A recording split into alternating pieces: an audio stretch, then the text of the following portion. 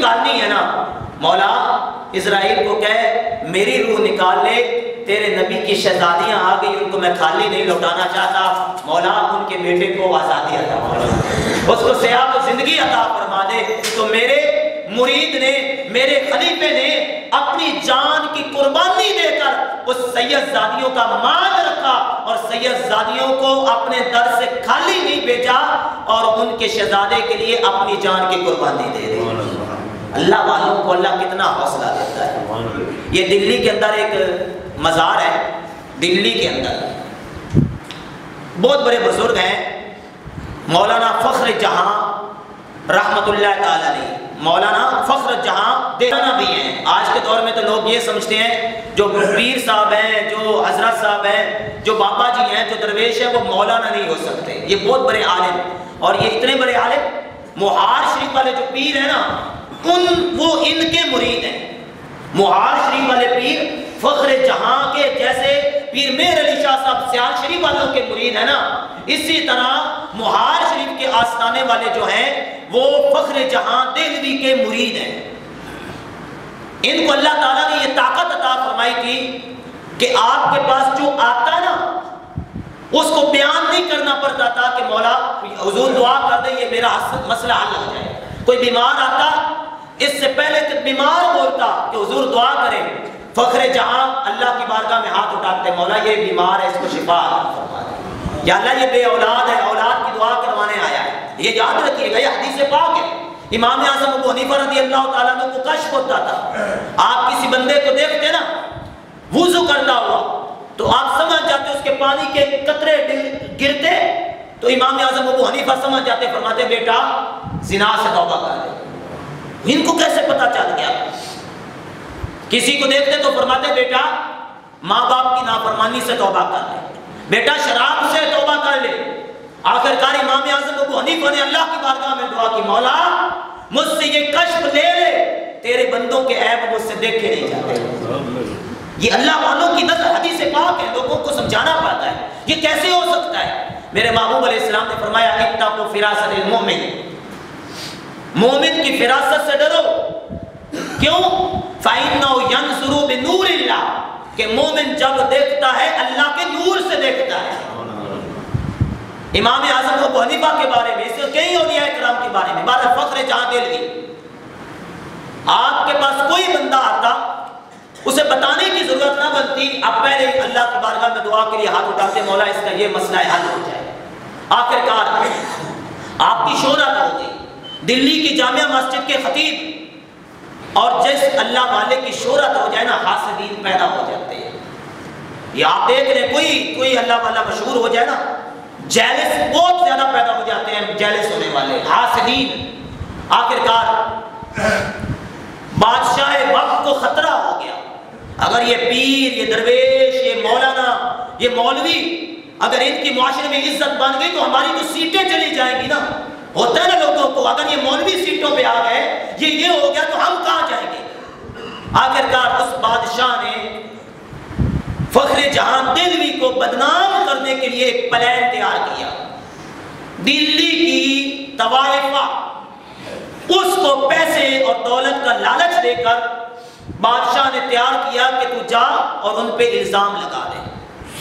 آخر کار جمعہ کا دن فخر جہاں دہلوی نے جمعہ پڑھایا، جمعہ کی نماز پڑھا کر باہر کی طرف جانے لگے، ہزاروں کا مجمع، لوگ سیٹوں پہ ہو رہے ہیں، دعائیں کروا رہے ہیں، سلام لے رہے ہیں، ہزاروں کا مجمع، فخر جہاں دہلوی جا رہے ہیں، راستہ بنتا جا رہا ہے، سیڑھیوں پر وہ عورت بن سنور کر جو طوائفہ وہ آ گئی اور آ کے کہتی ہے بابا جی سلام، السلام علیکم۔ آپ نے سلام کا جواب دے گیا، نگاہیں جھکائی گئی۔ بابا جی وہ پرسوں رات، کل رات آپ میرے کوٹھے پہ آئے تھے نا، تو رات میرے پاس ہی رہے تھے، تو جاتے ہوئے مجھے کھوٹے سکے دے دیے، وہ میں اپنی دکان پہ گئی ہوں سودا لینے، تو دکاندار نے واپس کر دیے، کھوٹے سکے ہیں۔ آپ غلطی سے، پہلے تو کبھی کھوٹے سکے نہیں دیے تھے، اس دفعہ کھوٹے سکے دے گئے۔ اب ذرا سوچیں، یقین کریں یہ اللہ والوں کا ہی حوصلہ ہے۔ اور لوگوں نے معاف تو بی بی مریم کو نہیں کیا، بی بی مریم کو لوگوں نے معاف نہیں کیا، تو ہم کیا چیز ہیں؟ فخر جہاں دہلوی رحمۃ اللہ تعالیٰ علیہ نے نظریں چکا لی، اپنی جیب سے اصل سکے نکالے، اصل سکے نکال کے اس کو دیا اور فرمایا میری بیٹی یہ اصل سکے لے جا اور اپنا سودا لے لے، پھر کبھی بھی ضرورت ہو تو آ جانا، میرا در کھلا ہوا ہے۔ اب لوگ حیران پریشان، بابا رات کو کہاں ہوتا ہے؟ ہم بابے کو کچے پکے بھی ہوتے ہیں نا لوگ، جو لوگوں کی سنی سنائی باتوں پہ تحقیق نہیں کرتے، ہاں قاری صاحب ایسے، پیر صاحب ایسے، مولوی صاحب ایسے، ان کے بارے میں یہ باتیں سننے کو مل رہی ہیں، کچے پکے بھی ہوتے ہیں نا۔ اب وہ فوراً لوگ طرح طرح کی باتوں کا شکار ہونا شروع ہو گئے۔ تو فخر جہاں دہلوی رحمۃ اللہ تعالیٰ علیہ نے فرمایا میری بیٹی ایسا کر، یہ اصلی لے جا، سودا لے لے، پھر کبھی بھی ضرورت ہو تو آ جانا، فخر جہاں کا در تیرے لیے کھلا ہے۔ اتنے لفظ بولے تو بابا جی تیزی کے ساتھ آگے چلے، اور جب تیزی کے ساتھ چلے تو وہ عورت سکتے میں آ کے وہیں گر گئی۔ کچھ دیر کے بعد اسے ہوش آیا تو بھاگتے بھاگتے پیچھے گئی اور آگے جا کے ان کے قدموں میں گر کے کہا بابا مجھے معاف کر دے۔ بابا تو کس مٹی کا بنا ہے؟ کس مٹی کا بنا ہے؟ کس صندوق سے تیرا وجود بنایا گیا؟ بابا بتا تو صحیح۔ پورا شہر دلی کا مجھے کبھی ماں بہن بیٹی کی نظر سے نہیں دیکھتا، اور کبھی جب بھی کوئی دیکھتا ہے بری نظروں سے دیکھتا ہے۔ بابا میں تجھے ذلیل و رسوا کرنے آئی تھی، میں تجھے بدنام کرنے آئی تھی، اور تو نے مجھ جیسی لتھڑی ہوئی کو اپنی بیٹی بنا لیا۔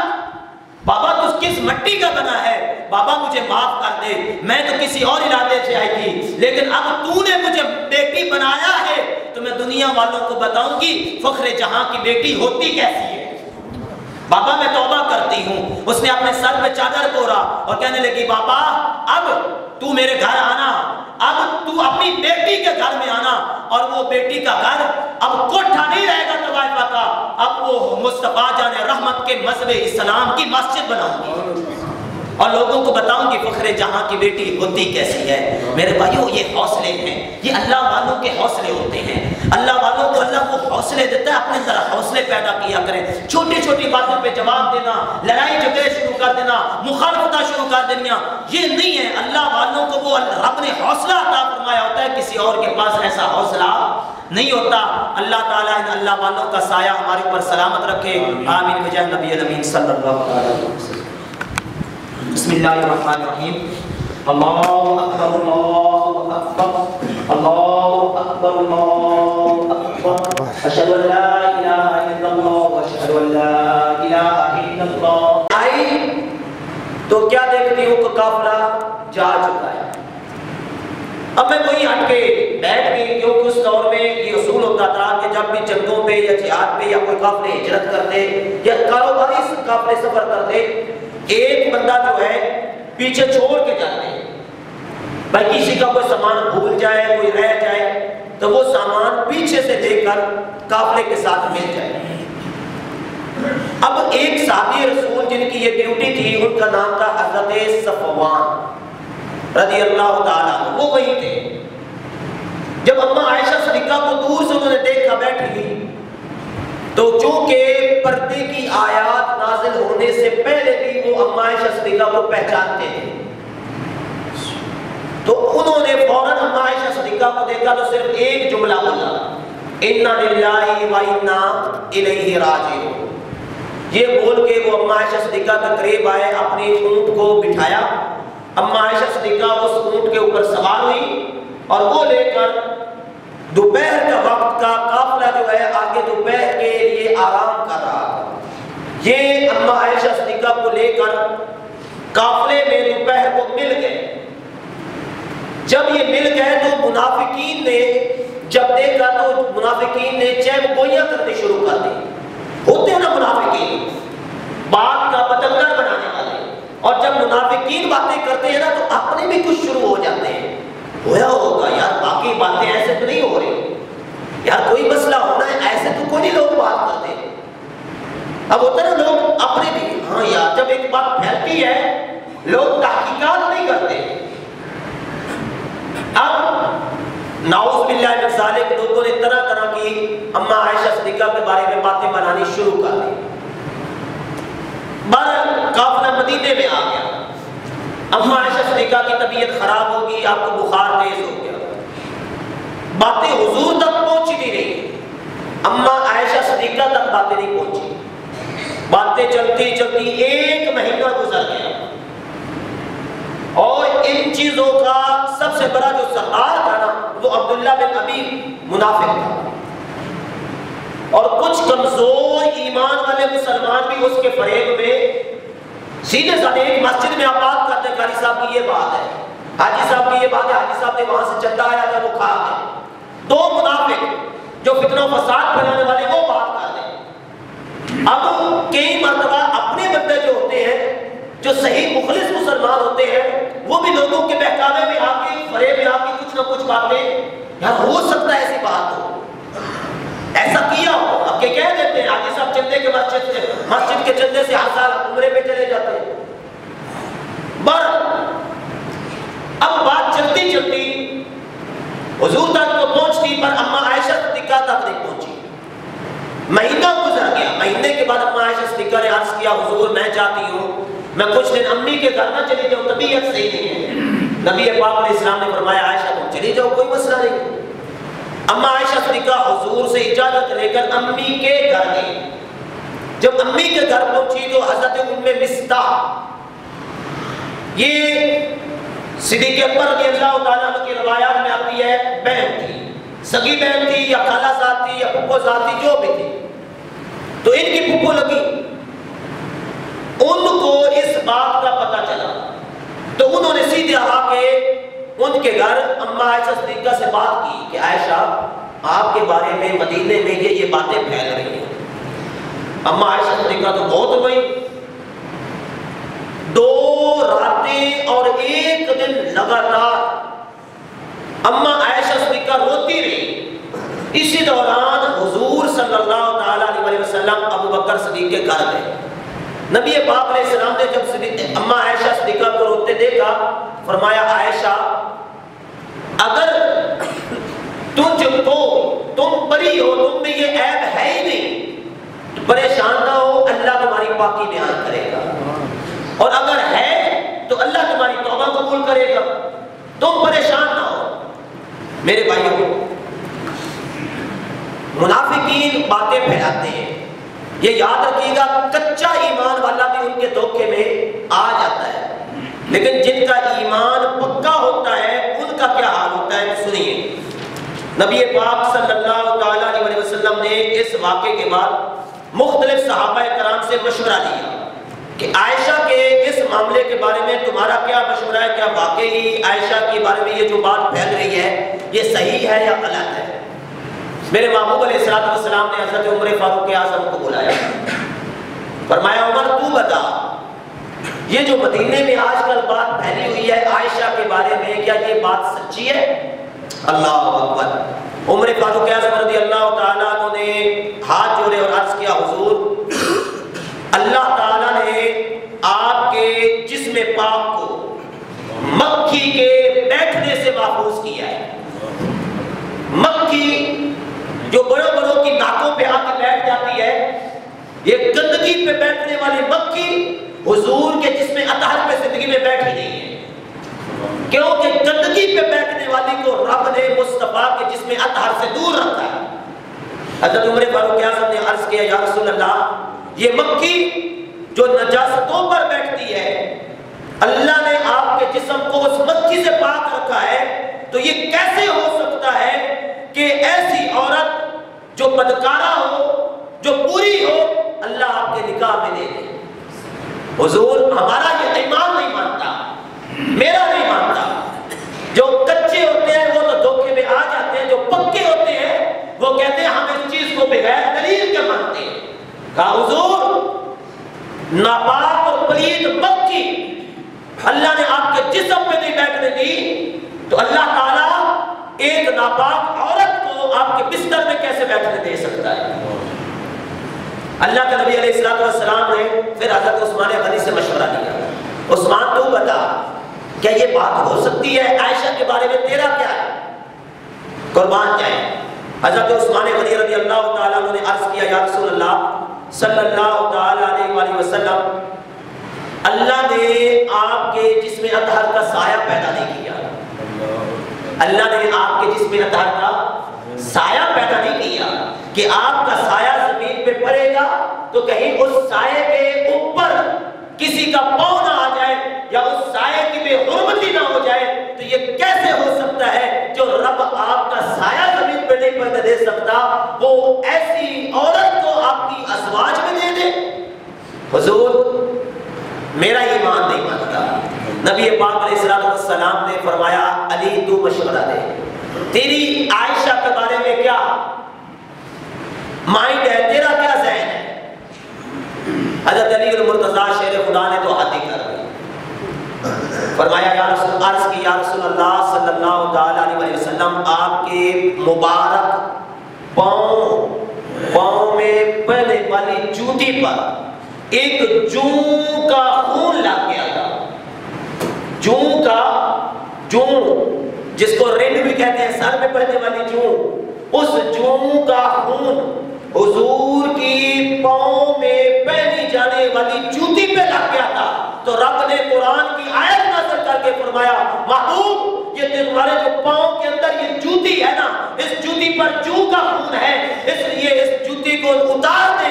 جو رب ایک جوں کے ناپاک خون کو آپ کے جوتے پر لگے تو رب فوراً آپ سے جدا کر دیتا ہے. اگر یہ ناپاک ہوتی تو رب فوراً آپ کو اس کے طلاق کا حکم جاری کر دیتا. یہ کیسے ہو سکتا ہے کہ رب ایک ناپاک عورت کو آپ کے ساتھ منسلک رکھے, آپ کی بیویوں کے اندر رکھے؟ میرے محبوب علیہ السلام کے صحابہ نے طرح طرح کے مشورے دیے. آخرکار 40 دن کے بعد اللہ تعالیٰ نے سورہ نور کی آیات نمبر 11 سے لے کر آیات نمبر 20 تک اما عائشہ صدیقہ رضی اللہ تعالیٰ عنہا کی پاکی کے لیے بیان فرمایا.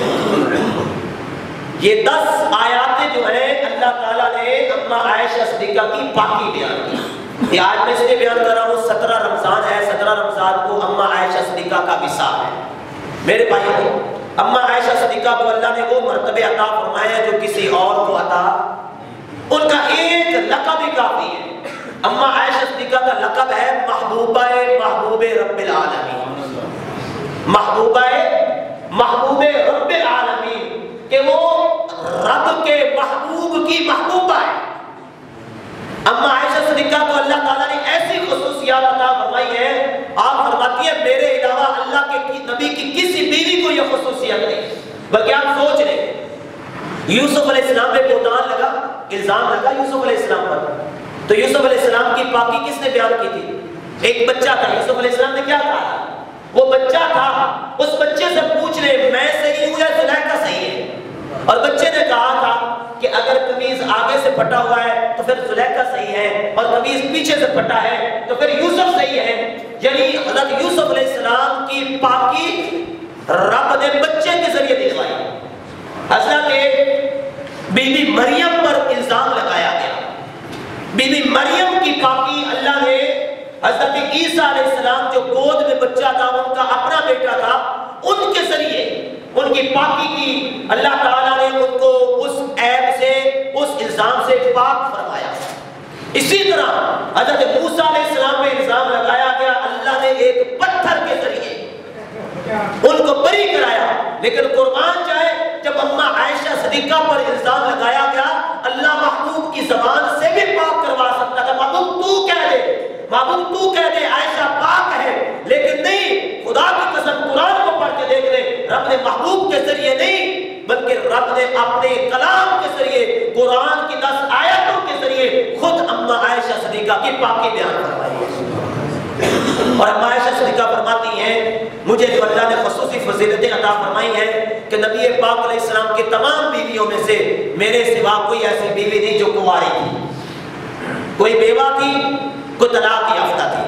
اور فرماتی ہیں اللہ نے مجھے یہ مقام دیا ہے کہ اللہ تعالیٰ نے میری ماں اور میرے باپ دونوں مہاجرین ہیں.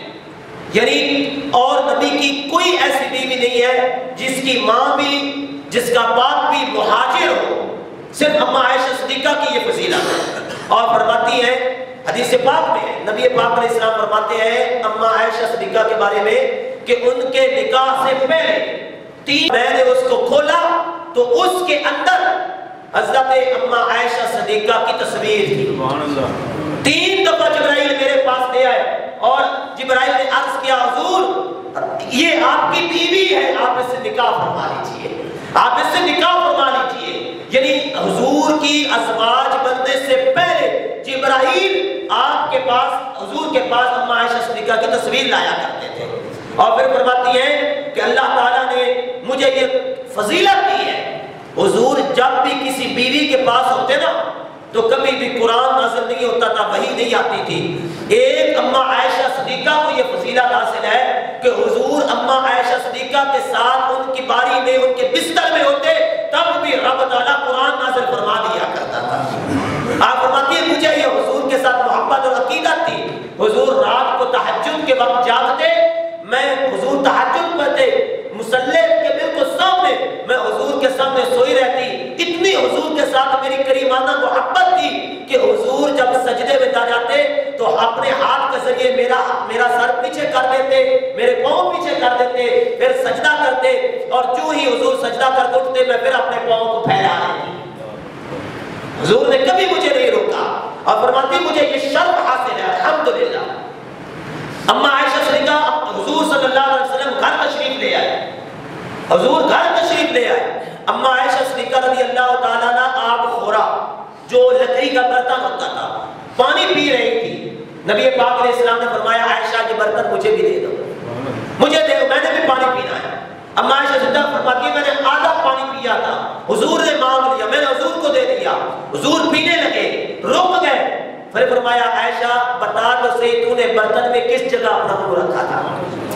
محبت دیکھ کے فرماتی ہے میں نے بتایا تو حضور نے جس جگہ اس برتن کی جس جگہ پر میں نے منہ رکھ کے پانی پیا تھا حضور نے بھی اسی جگہ پہ اپنا مبارک منہ, اپنے مبارک ہونٹ رکھے اور اسی جگہ سے پانی پیا. اما عائشہ صدیقہ فرماتی ہے ایک دفعہ حضور گھر تشریف لے آئے, میرے سر میں شدید ترین درد ہو رہا تھا. میرے محبوب علیہ السلام بندہ یار یہ اصول ہے نا, بندہ کسی غمخوار کو دیکھے تو اپنا غم تو سناتا ہے نا. حضور کو جب دیکھا تو حضور نے پوچھا عائشہ ہوا کیا؟ فرماتی میں نے اپنا غم سنایا, عرض کیا حضور درد ہو رہا ہے, سر میں شدید درد ہو رہا ہے. تو میرے محبوب علیہ السلام نے فرمایا عائشہ یا روحی, حضور اما عائشہ تو یا روحی کہہ کے پکارتے تھے جس کا معنی ہے میری جان. یا روحی, اے عائشہ یہ تیرے سر کا جو درد ہے یہ تیرا نہیں, میں محمد کا سر درد ہے. اما عائشہ صدیقہ کو اتنی فضیلت, آپ فرماتی ہیں حضور نے آخری ٹائم میں مسواک مانگی مجھ سے, حضور کو میں نے مسواک دی, مسواک سخت تھی. حضور نے فرمایا اشارہ کیا مجھے نرم کر کے دو, میں نے اپنے لعاب کے ساتھ اپنے منہ کے ساتھ اس مسواک کو نرم کیا اور حضور نے میرے لعاب والی جسے ہماری زبان میں کہا جائے تو میری جھوٹی مسواک حضور نے اپنے منہ میں ڈالی. گویا آخری دور میں رب نے میرا اور حضور کا لعاب اکٹھا کر دیا.